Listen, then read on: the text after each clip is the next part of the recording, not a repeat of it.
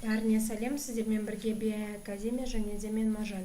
Бұл курста біз CSS негізін және де оның не екенін, және де CSS-пен қалай жұмыс жасайтынын көрсетеміз. CSS дегеніміздің өзі ағылшынша Cascading Style Sheets, яғни қазақша стильдік каскад таблицалары деген мағынаны білдіреді. CSS-тің негізі алғаш рет HTML4-те пайда болған, кейіннен HTML5-те біз CSS-тің жаңарған түрлерін қолдана береміз. Біз HTML-ге арналған сабақтан аздап болса да веб парақшаны қалай жасауға болатынын көрдік. Ол көрген тәсіліміз тек бер жағы ғана.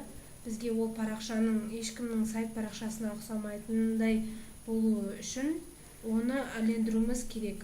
Міне осы әлдендіру үшін бізде CSS пайдаланылады.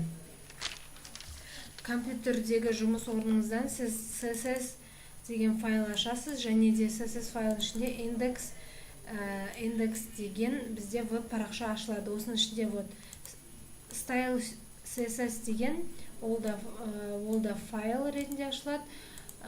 Және осында біз осы веб парақшаны әлдендіруін, осы әлдендіру кодтарын осы style CSS-те жазамыз. Оны келесі сабақтардан көре жатарсыздар.